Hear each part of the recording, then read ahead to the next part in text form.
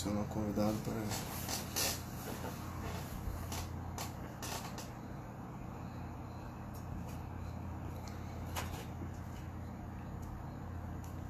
Olá, Diego. Tudo bom? Pronto. Peraí, deixa eu ver aqui só a lista.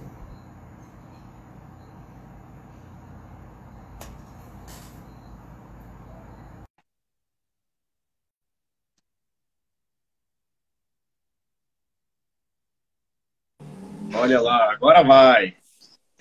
Agora tem que ir, né? Diga aí, Diego, tudo bom? E aí, tudo tranquilo, né? É, tudo bem. Teve essa dificuldade inicial lá pelo Facebook, né? Então a live a princípio seria lá, na página PT, na Bahia Nunca Mais. Mas devido a problemas do aplicativo, a gente precisou vir aqui para o Instagram, né? O tema é É, bastante interessante. Vai ser sobre o conservadorismo, como o pessoal deve ter visto aí no feed que eu tinha publicado o card. Então,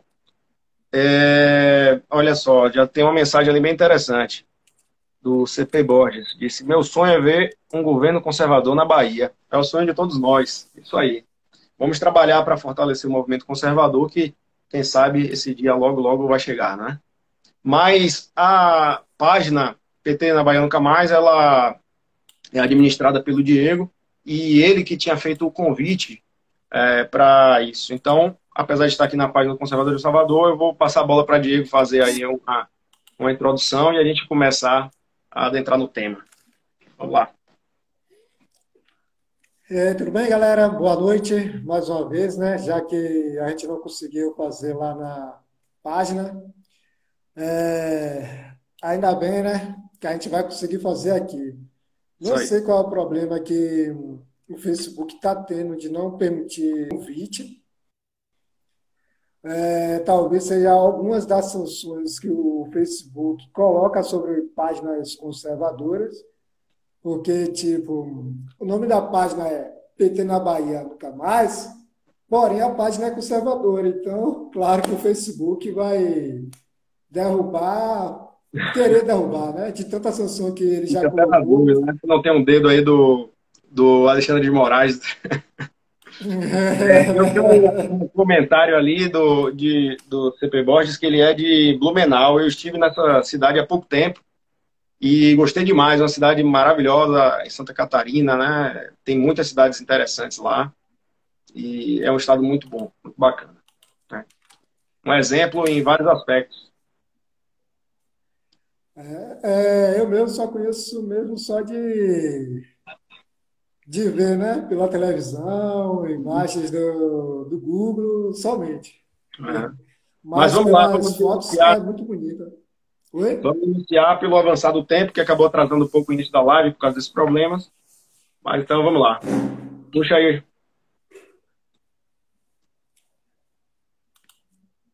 E aí, Ricardo, como foi assim a sua acessão ao conservadorismo aqui em Salvador? Como o que foi que te chamou a atenção ou você já era conservador há um tempo?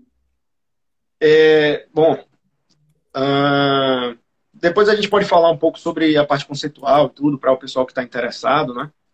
Mas é interessante isso, do jeito que você puxou, porque o conservadorismo ele foi se abrindo, se mostrando para muitas pessoas, né? Antes, a ideia de conservador era um pouco como se fosse uma pessoa antiquada, às vezes até um falso moralista, que tivesse alguma hipocrisia, e na verdade não é nada disso. Essa foi uma ideia que foi plantada, né?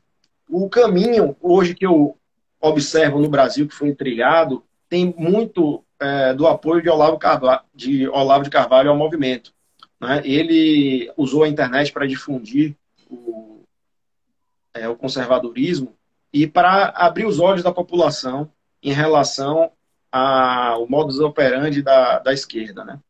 Que enganou muita gente, né? Não quer dizer que todo mundo que sempre seguiu a esquerda, e até hoje tem gente que segue, que às vezes é a gente que simplesmente não está conseguindo enxergar, então não necessariamente é uma pessoa maldosa. Claro que as pessoas que têm a concepção e seguem, eu, particularmente na minha visão, realmente eu vejo que há uma maldade quando você lê a obra de Karl Marx, isso fica claro, né?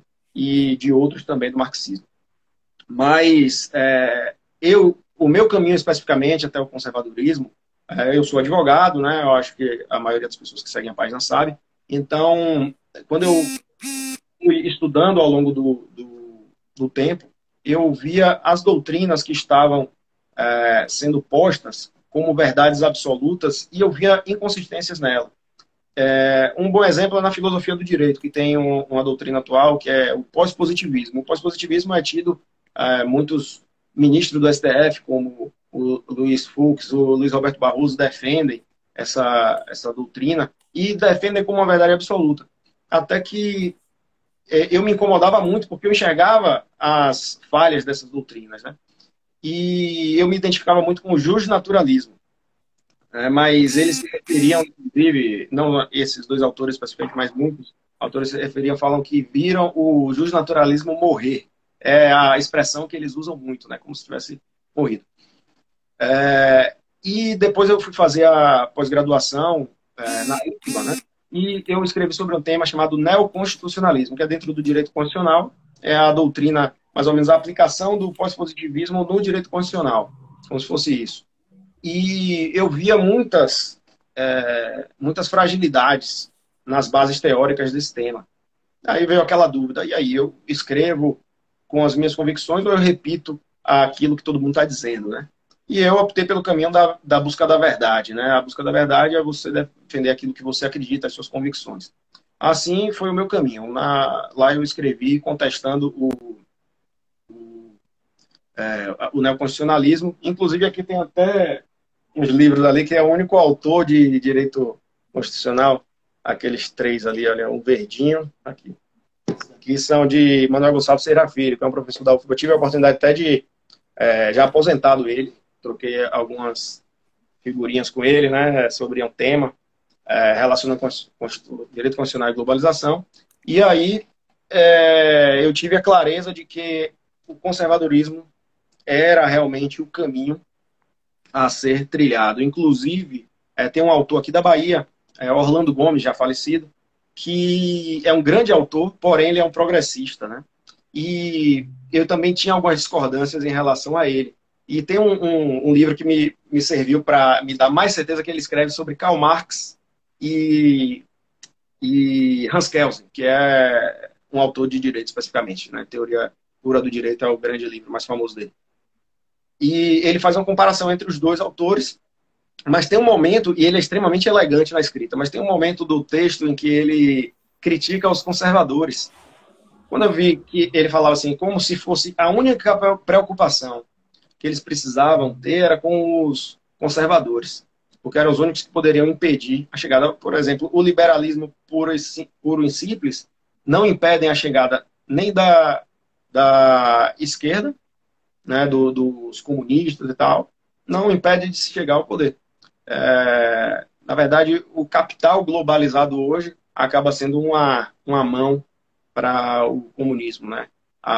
Mais adiante, eles acabam passando uma perna e conseguem tomar o poder. É isso que acontece. Então, só o conservadorismo que pode conseguir conter os ímpetos do comunismo e do globalismo, né?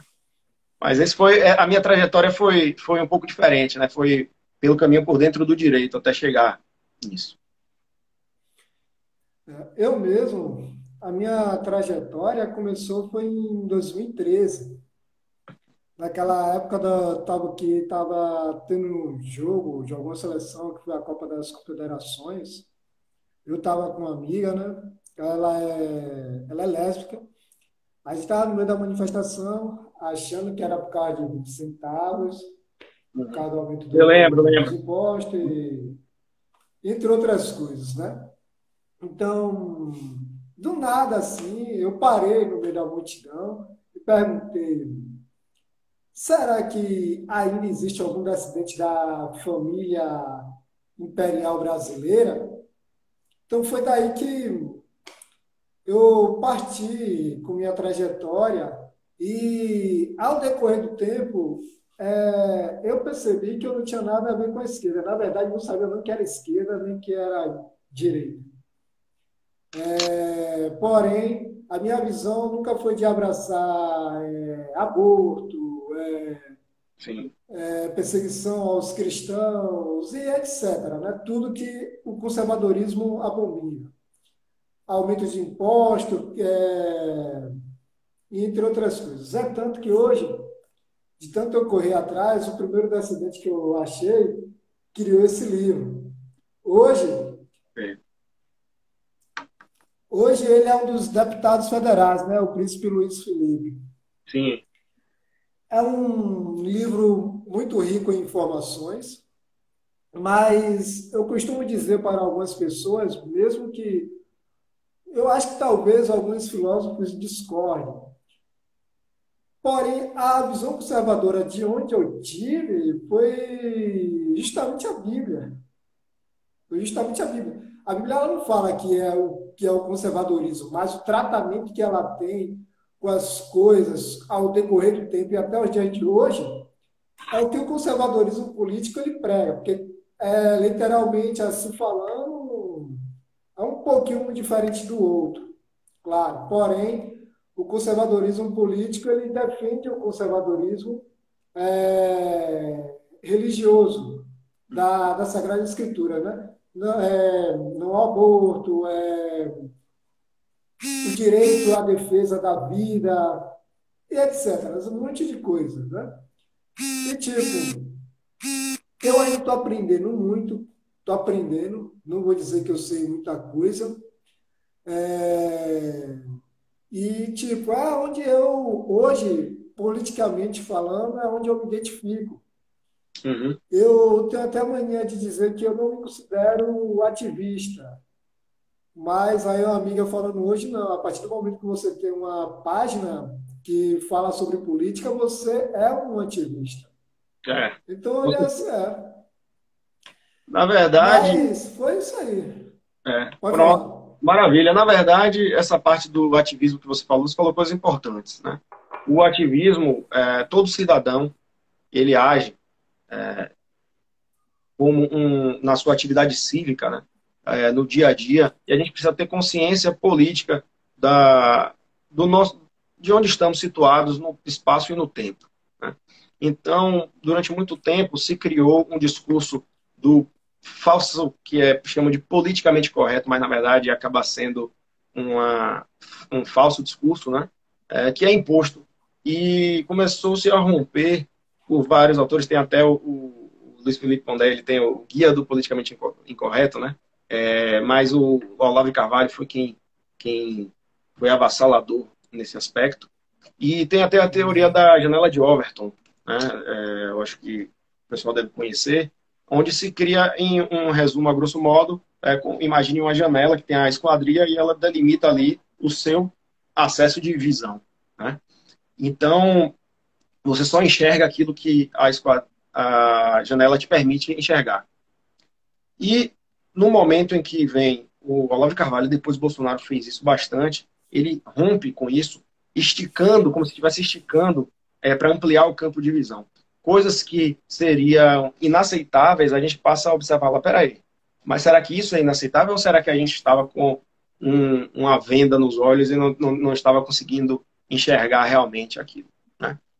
E muitas pessoas, a gente fala em maioria silenciosa, né? Porque muitas pessoas acabavam intimidadas, emudecidas e muitas vezes eram coibidas de expor o seu pensamento, né? É extremamente comum isso acontecer, né, no cenário. Tanto que até o Luiz Felipe Pondé sempre fala, né, da dificuldade de uma pessoa entrar no meio acadêmico se não tiver uma visão progressista, né, digamos assim.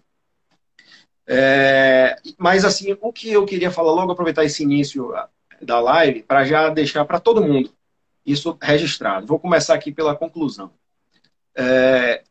Cada pessoa tenha certeza das suas convicções. Não se intimidem pela falta, às vezes, de um doutorado, um PhD, uma ascensão social, qualquer que seja. Não se intimidem, porque o conservadorismo é justamente isso. É você poder ter firmeza nas suas convicções, respeitar os seus valores culturais, né? E, principalmente, respeitar, tentar entender a lógica da natureza, do funcionamento das coisas, né?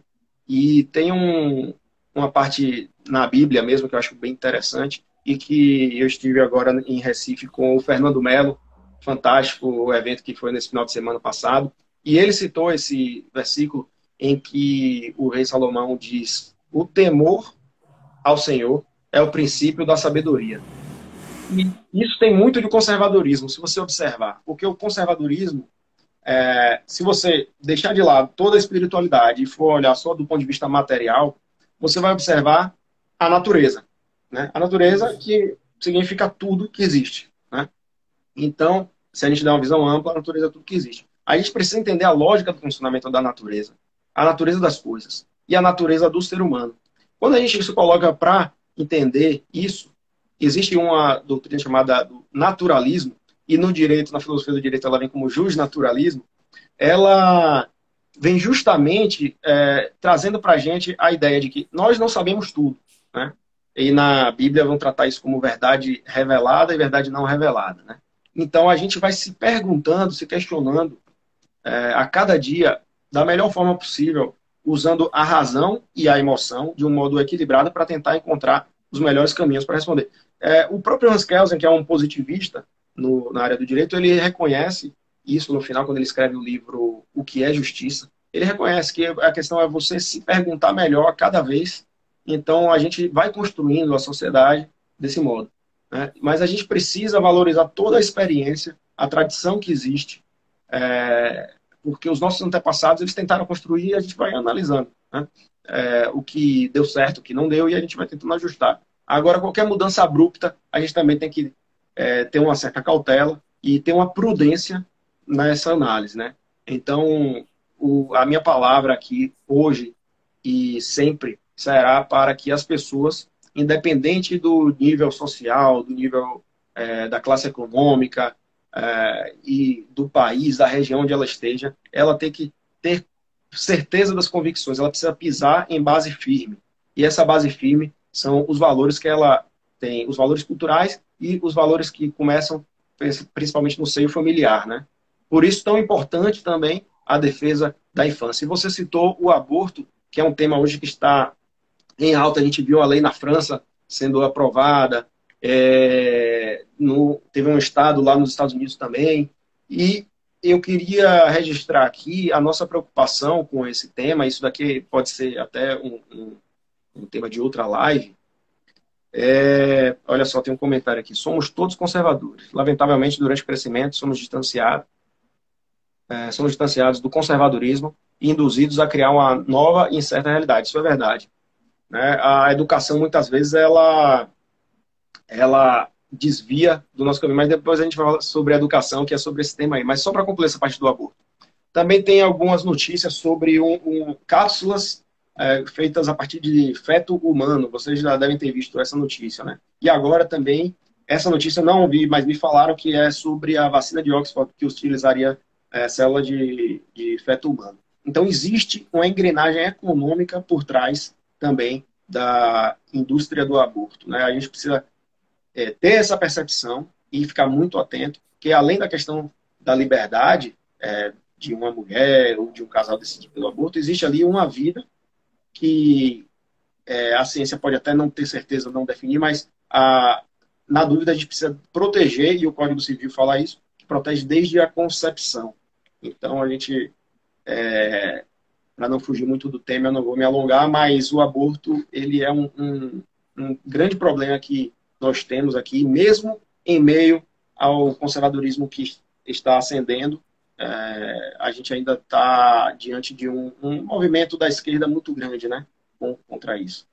E eu me lembro muito, quando eu vejo essas experiências feitas com fetos humanos e tudo, eu me lembro muito do nazismo, né, daquelas experiências que faziam, câmara de gás, em nome do progresso, do desenvolvimento científico, eles simplesmente faziam de tudo e desconsideravam o ser humano, né? Isso daí é completamente oposto à ideia de conservadorismo, né? Eu concordo plenamente. É o oposto, né? É, É Satanás operando, né? A realidade é essa. é, é, E, tipo, o que deixa bastante triste mesmo também, quer dizer, é triste de qualquer forma, A França autorizar o aborto em qualquer tempo da gestação. Tipo, a criança já está prestes a nascer, a mulher, se ela quiser, ela pode chegar lá e abortar. Para mim, mulheres e homens que induzem as mulheres e os médicos e os enfermeiros, essa galera aí que participa disso, eu costumo chamar de assassinos, né? Porque isso é assassinato, querendo ou não. Um dos mandamentos da Bíblia é não matarás, no português brasileiro. No português de Portugal, se não falha a minha memória, é não assassinarás.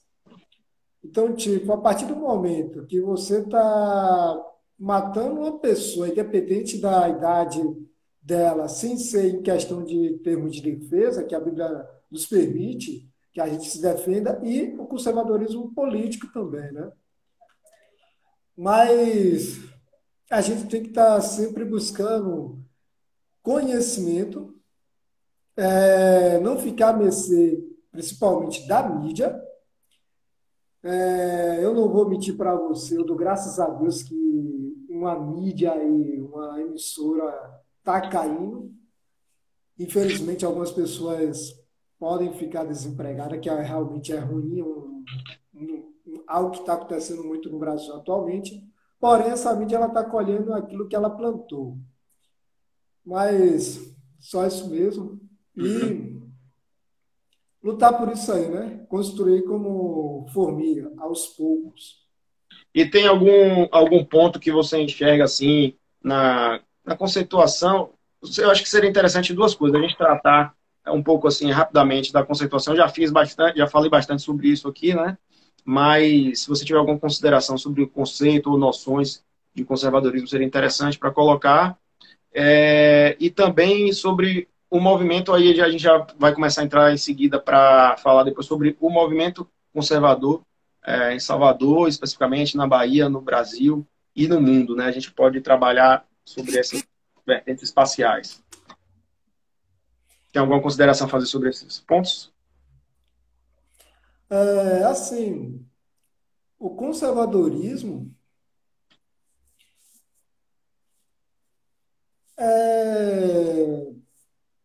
dizem que há 30 anos que não entrava um presidente conservador no Brasil, né? Tinha pessoas conservadoras. E sobre esse conceito do conservadorismo, a gente observa que quando entra uma pessoa para governar com essa mentalidade, incluindo com o liberalismo econômico, o país ele respira melhor.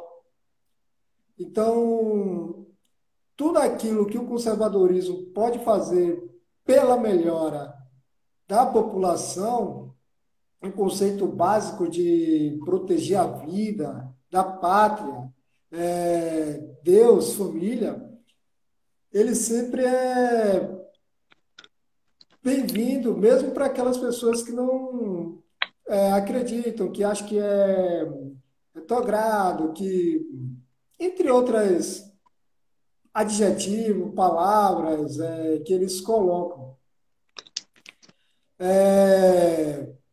O conservadorismo, uma das coisas que muitos não sabem é que o conservadorismo ele tem uma visão cética. Ele, ele não endeusa uma pessoa, ele apoia aquela pessoa que faz parte da pauta de proteção. Então, tipo, hoje o nosso maior líder é o nosso presidente. Aonde ele chega, ele é muito bem recebido. Então, tipo, tem tudo a ver com o que você falou. Se as pessoas elas buscarem, aos poucos elas vão aprender. Tipo, é como se fosse um leque abrindo aos poucos. Ela vai aprender muita coisa. Eu nunca li, assim, efetivamente, livro do professor Olavo de Carvalho, do professor Pondé. Só li texto, assisti vídeos e etc.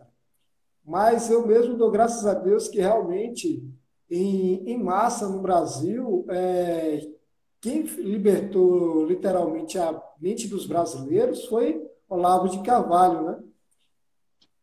E o conservadorismo hoje ele está em ascensão, né?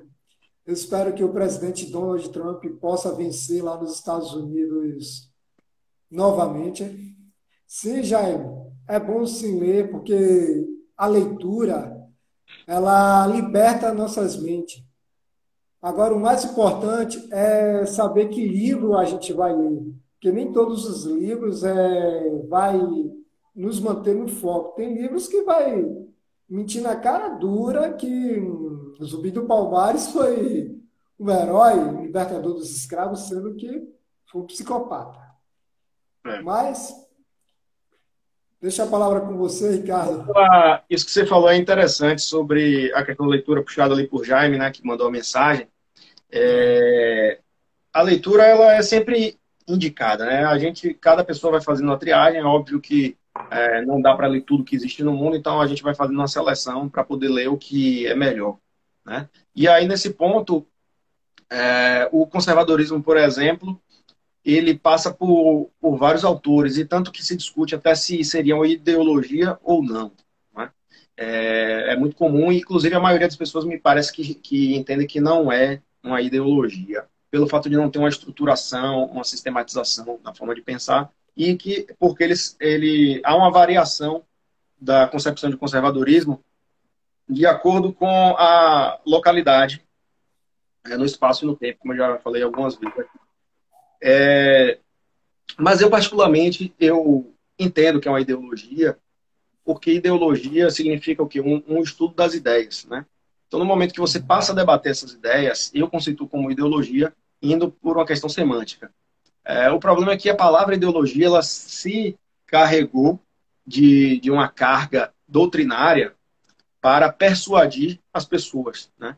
E isso, em um primeiro momento, Napoleão Bonaparte teve uma participação nisso na época, sobre esse vocábulo especificamente, e depois o marxismo fez um uso deturpando completamente, né? Mas para quem entende que não é uma ideologia, seria uma ideoscopia, porque está mais associada à questão das sensações, dos sentimentos que a pessoa tem e da defesa dos valores tradicionais e dos valores naturais decorrentes da natureza humana também, né?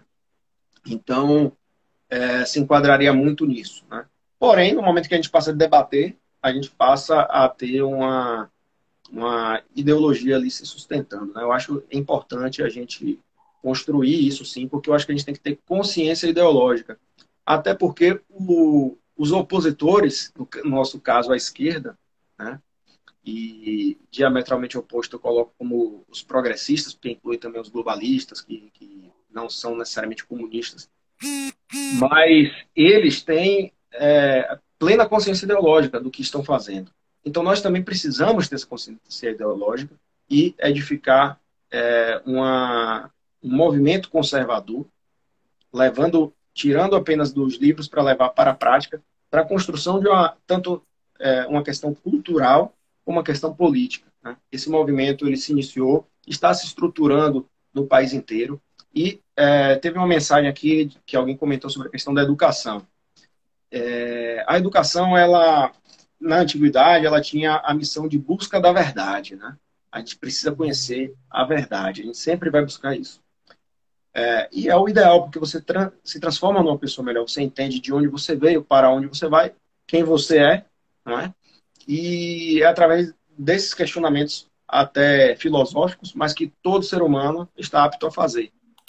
E independente até do acesso à leitura, né? A pessoa pode fazer isso. Agora, óbvio que a leitura você sobe nos ombros dos gigantes para poder enxergar mais distante. Então, é aconselhável sempre a leitura. Mas, de uns tempos para cá, a educação ela foi deturpada. Durante o regime, a Revolução Industrial, o que houve com a educação foi: você vai trabalhar para se tornar um bom profissional para ser contratado pelas grandes empresas, pelas grandes corporações. E assim foi e continua sendo até hoje. Quando você conversa sobre esse aspecto com alguns professores, eles têm uma resistência a acreditar, porque realmente a profissão do professor é admirável, é respeitável, claro. Agora, o professor é bom que ele também entenda que todos os ensinamentos dele estão a serviço de uma engrenagem industrial, né? A gente precisa ter esse cuidado com isso. Do outro lado, o marxismo vem e faz justamente uma outra via, mas que a educação acaba ficando na mão ou de um ou de outro, né? Na verdade, está na mão dos dois e é um momento que eles vão se separar quando o globalismo se acentuar. O marxismo ele vem para doutrinar, né? Ele quer tratar as pessoas como massa de manobra. Eles vão levar os conceitos para induzir as pessoas a agirem daquele modo que assim a esquerda determina. Eu vou dar um exemplo. Na faculdade de Direito, hoje eu tenho um pouco mais de 10 anos de formado, né? E mais 5 anos de faculdade, ou seja, eu tenho uns 15 anos mais ou menos na vida jurídica. E durante a faculdade, a gente discutia alguns temas como função social da propriedade, função social do contrato, imposto progressivo. Só que a gente estudava, via que isso estava ali na Constituição Federal, tal, era verdade absoluta e não era questionável. A gente não analisava quais eram as ideologias que estavam por trás da construção daquilo. Mas se você pegar, por exemplo, o Manifesto Comunista, você vai ver Karl Marx falando sobre imposto progressivo. Ele fala assim, olha, se não puder fazer expropriação dos bens das pessoas, pelo menos estabeleça o imposto progressivo, porque é uma expropriação gradativa da propriedade.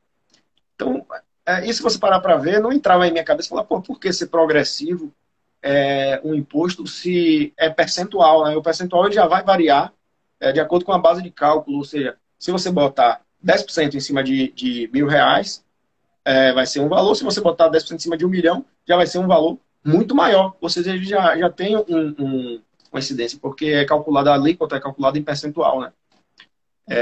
Então, eu já notava isso. Depois, lendo o Karl Marx, eu pude observar que tinha isso e que na nossa leitura nas faculdades de Direito, a gente não tinha acesso a isso. Ou seja, empurram algumas coisas como se fossem dogmas e a gente não percebe. Só depois de um tempo, e mesmo assim, muita gente nem percebe ao longo da vida, mas se você fizer uma leitura crítica e interdisciplinar, que sempre foi uma leitura que eu busquei fazer, ler antropologia, filosofia, sociologia, são outras áreas além do direito para poder a gente ir buscando esse conhecimento, né? Então, tem esse ponto que a educação é usada pelo marxismo para doutrinar e conduzir as massas e pelo capital globalizado, principalmente industrial, que é para fazer profissionais que lhes sirvam de mão de obra, né? Só que aí a gente agora vai para um problema da internet, da indústria 4.0, né? Onde você você aumenta a automação e você diminui a necessidade de mão de obra, você vai aumentar com isso o desemprego, e a pandemia, para mim, ela é mais um capítulo desse episódio, somado a essa questão da indústria 4.0, internet das coisas também, né? Mas, então temos que ter muito cuidado com a questão da educação, desde a questão da infância, né, que precisa ser preservada. Isso é sempre importante a gente falar. As crianças, elas passam a ideologia de gênero nas escolas, isso daí para deturpar as questões da natureza, em vez de respeitar a liberdade do ser humano, para que o ser humano vai se desenvolvendo plenamente e cada um vai sabendo de si e se conduzindo conforme vai ganhando maturidade, não é? Antes disso, os pais precisam ter o controle sobre a educação dos próprios filhos, né? E a escola deveria vir isso de um modo só para ajudar, mas aí a gente vê também youtuber, né? Tem aí o Felipe Neto que vem fazendo um trabalho péssimo, horrível contra a infância, né? E não só como ele, tem várias pessoas, inclusive com formação, né? Tem algumas coisas muito absurdas que eu estou aqui até na dúvida se eu devo mencionar numa live, porque coisas absurdas, doutrina de pedagogia que vem querendo induzir que desde de um filho recém-nascido se faça algumas práticas, isso com base que eles chamam de ciência, né? Difícil, repugnante, na verdade, né? Então eu vou deixar isso para uma outra live se a gente for falar especificamente sobre infância.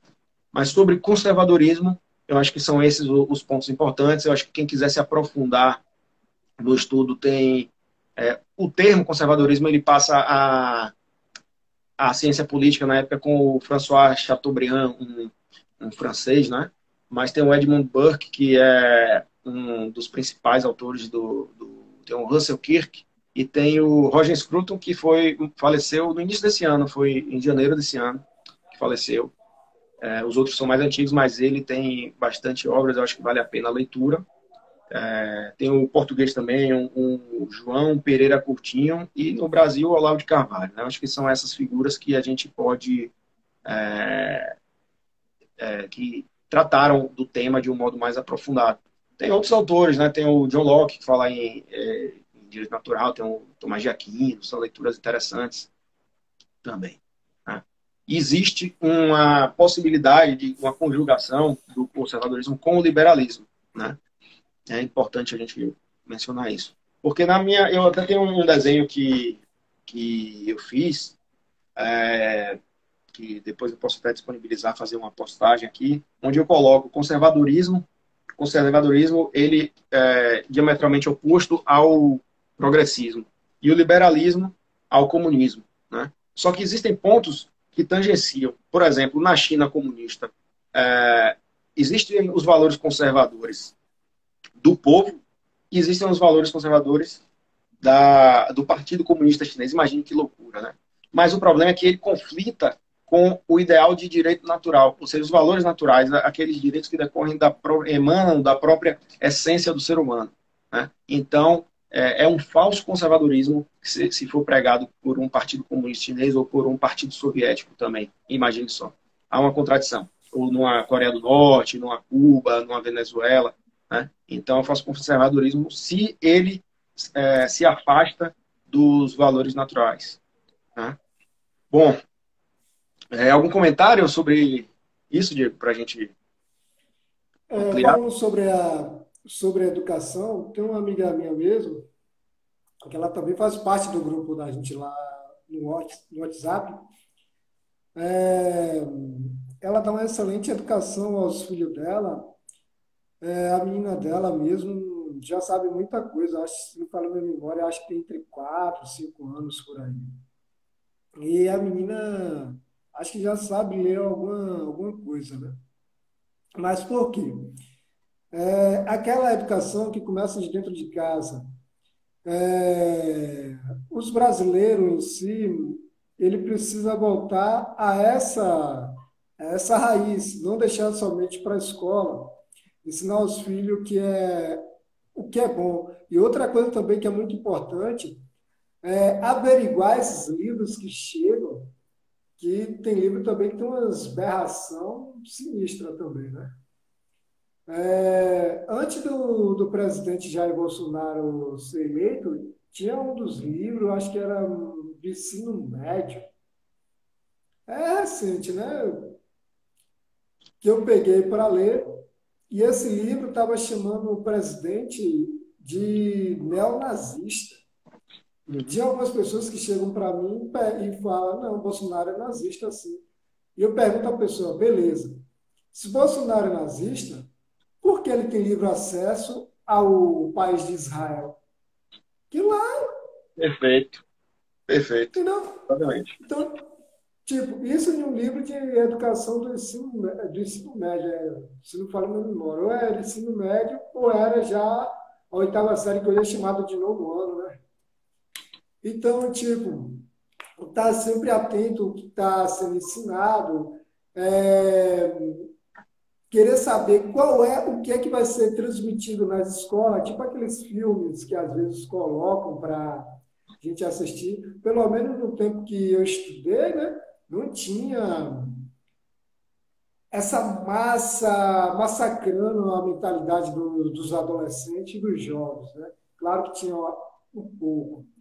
Hoje em dia, se você perguntar quanto é 2 mais 2, tem gente que não consegue responder uma pergunta dessa, uma matemática simples dessa, né? Eu não sou bom em matemática, mas realmente tem pessoas que não conseguem resolver isso. Olha, Então, tipo, aqui tem uma pessoa aqui falando, Rony Limão, F. Ela falou o seguinte, É, temos no Brasil algo imposto pelo governo, que é obrigar o cidadão a ingressar seus filhos nas escolas. Ou seja, ela tem razão. É, essa parte que a gente está falando da educação, né? E aí tem o ponto da, da obrigação das pessoas estarem na escola. E teve uma discussão no STF recentemente que foi o homeschooling, né? Que era a possibilidade das crianças estudarem, dos pais colocarem para estudar em casa, como foi ao longo de boa parte da história da humanidade, ou então associações que os pais montassem para poder dar um ensino diferenciado, fugindo dessas diretrizes impostas pelo Estado que doutrina seus filhos. Já existe uma grande demanda sobre isso, mas o STF, na época, não fugindo ao seu estilo progressista, ele impediu, disse que era inconstitucional o homeschooling, né? É um absurdo. E agora, a gente, no meio da pandemia, a gente está vendo todas as crianças em homeschooling, repare, fazendo... E com um grande Exatamente. problema, algumas crianças estão tendo acesso à internet, outras que não têm. Por exemplo, na escola pública, muitas vezes os pais têm que ir até a escola, pegar lições e trazer em casa para fazer em casa e levar. Isso, na verdade, é uma defasagem muito grande de uma educação que já é precária, né? E a Bahia aqui, infelizmente, sofre com isso, né? Mas, ô Diego, eu tinha uma dúvida que eu queria saber, como é a sua percepção aí no bairro, na região em que você mora, nos seus ciclos sociais, o contato que você tem, a percepção, sua percepção sobre a percepção das pessoas acerca do conservadorismo, porque é um bairro importante de Salvador, que tem uma vida muito intensa, e eu fico curioso, querendo saber qual é a percepção que você tem disso. Olha, Ricardo, a percepção que eu tenho daqui do bairro em relação ao conservadorismo, mesmo assim, só um pouquinho na conversa, de concordar com algumas coisas, de outras não. Uhum, Porém, tem pessoas que, na mentalidade conservadora, entre aspas, tipo, não concorda com o aborto, mas votaria em alguém da esquerda. E por mais que você explique, a pessoa fica, não, isso é invenção, que não sei o quê. E a mídia contou, não passou na Globo. Essas coisas, entendeu? é uma visão superficial, né? E isso. Quando você tenta sentar para conversar com o pessoal não está nem aí. O Rony mesmo, ele colocou um comentário aí, né? Temos no Brasil, ele mesmo sabe disso, que ele é meu amigo mesmo de longas datas. É daqui do bairro também, ele mesmo sabe disso. O pessoal, ele gosta muito de viver sobre a questão do assistencialismo. Do Uhum, assistencialismo. é, Quanto mais o governo dá, melhor. é, Melhor. Então, tipo, eu vou falar pela galerinha que aparece aqui em épocas de eleição, uhum, que, tipo, antes da época da eleição são fantasmas, né? São fantasmas.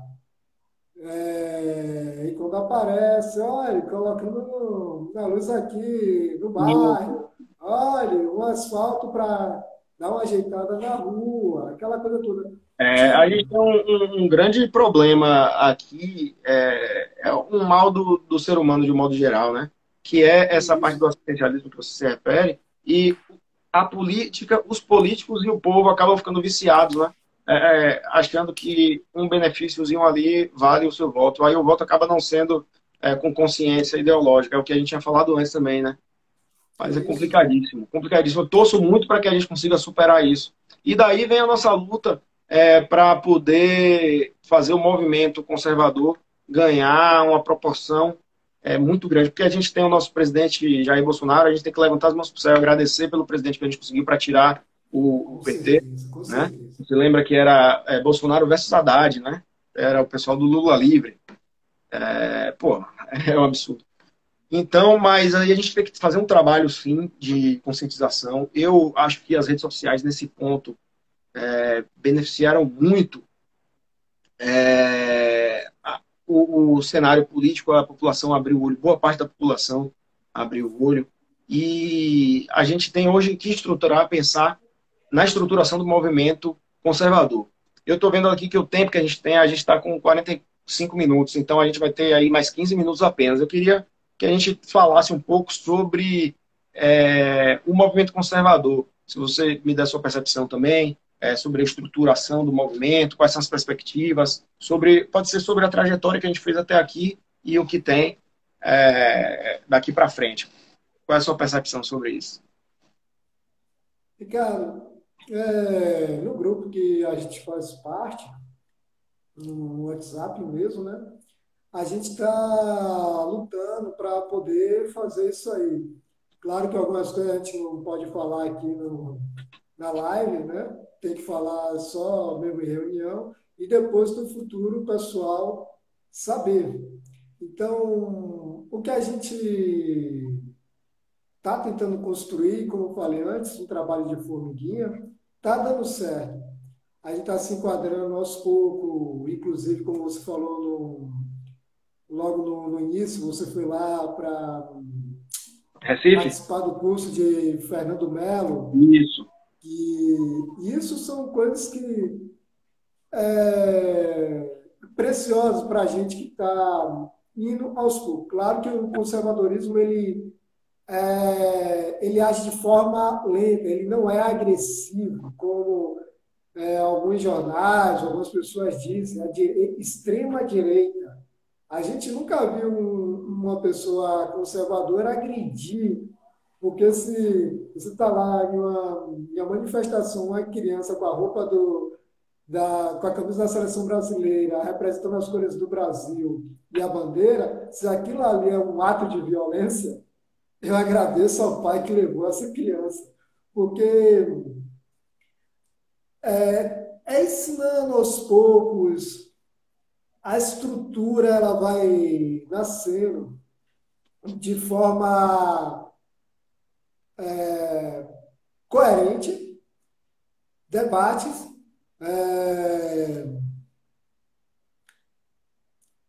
dialogando com várias pessoas das cidades daqui da Bahia, né?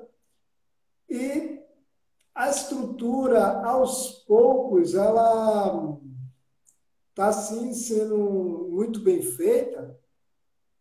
E, por mais que eu não entenda muito, assim, a fundo, eu me esforço bastante para saber. Tanto que, geralmente, sempre estou conversando com as de nossas amigas, que às vezes dá uma... E, tipo, tenho aprendido muito, Ricardo. Então, eu espero poder agregar muito mais, entendeu?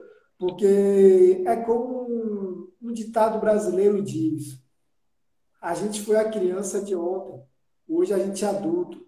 Então, esse ditado ele sempre vai existir. As crianças é o futuro do Brasil. Então, a estrutura, o pilar principal é as pessoas que estão ensinando e elas. Eu não tive aquela educação de aprender a distinguir quem é quem. Eu fui tipo aquele velho ditado: Maria vai com as outras. Então, demorou para eu aprender. Eu rejeitava muitas coisas, como eu falei no início, por causa da questão mesmo de Bíblia. Então, o meu ponto de vista mesmo é que a gente está conseguindo construir, dou graças a Deus por isso, e que a gente está chegando, né? Que assim a gente possa conseguir e mudar também a política soteropolitana e a baiana também, né? Com certeza. Eu fico muito preocupado, assim, eu vejo como você sobre essa situação da estruturação do movimento conservador. Acho que ele está tendo bases sólidas, né?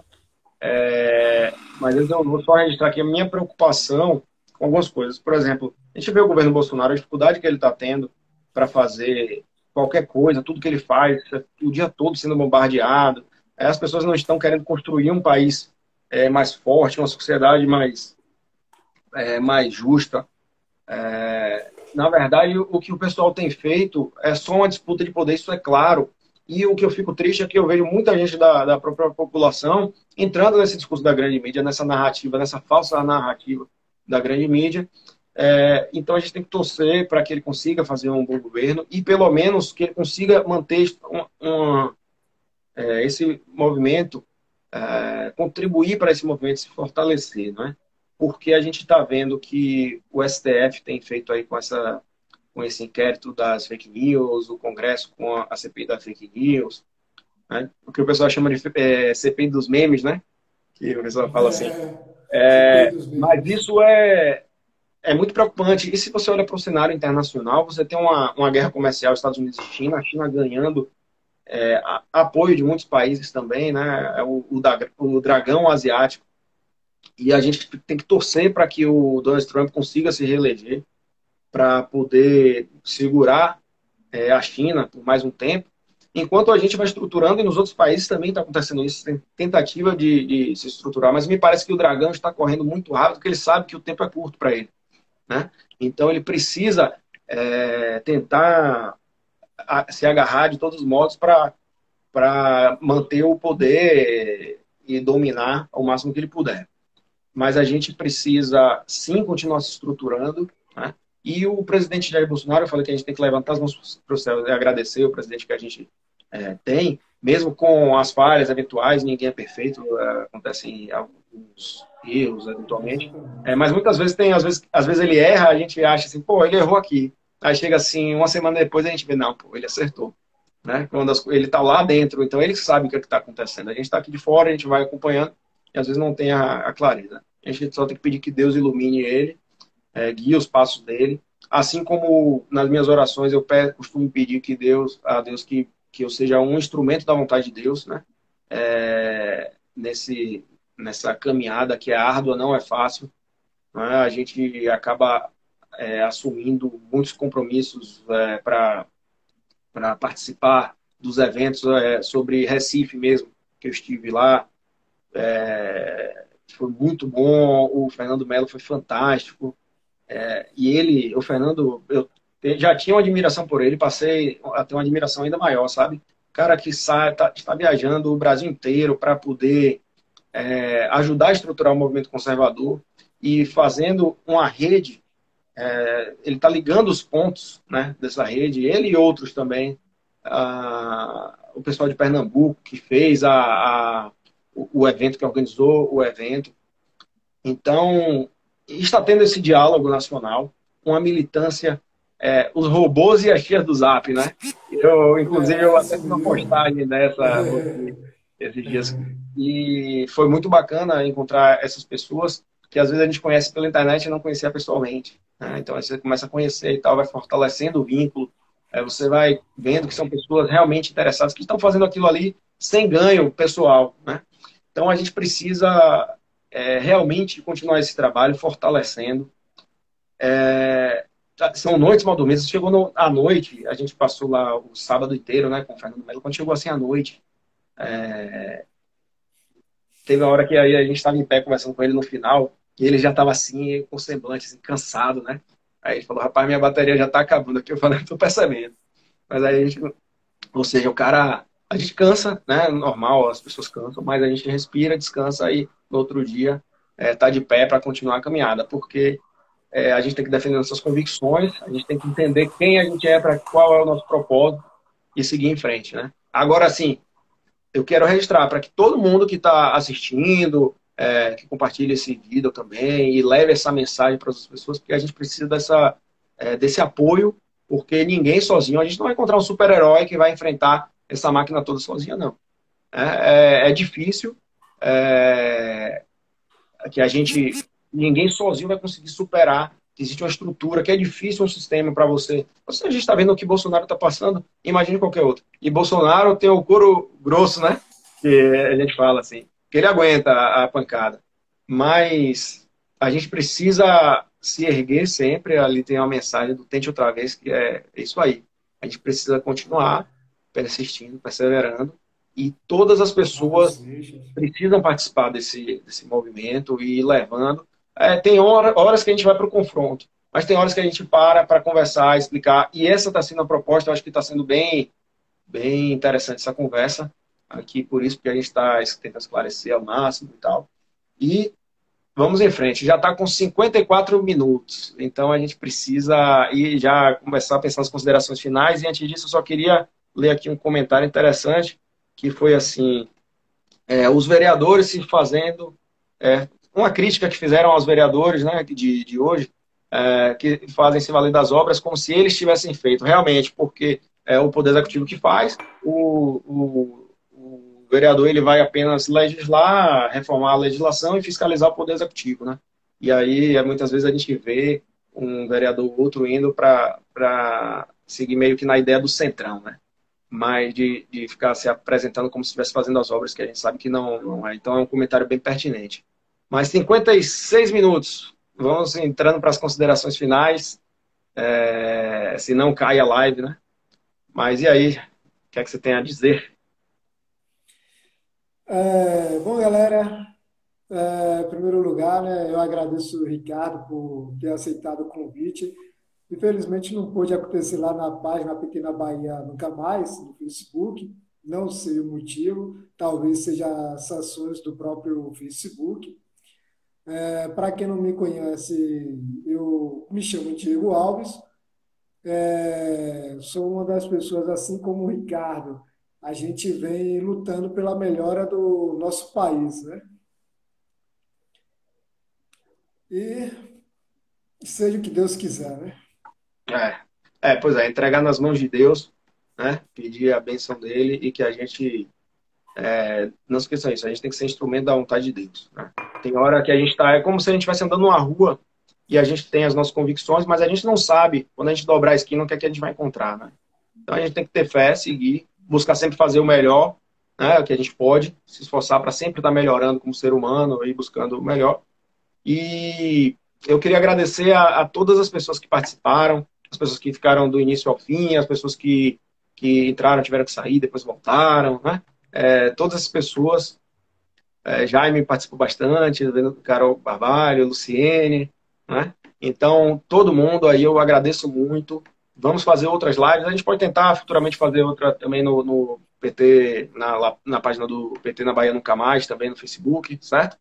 Então, meu agradecimento a todos. Vamos encerrar então e depois a gente pode fazer novas lives aqui e em outras páginas também, viu? Todos nós vamos continuar vigilantes aí, viu? Um abraço. Forte abraço, pessoal. Tchau, tchau. Tchau.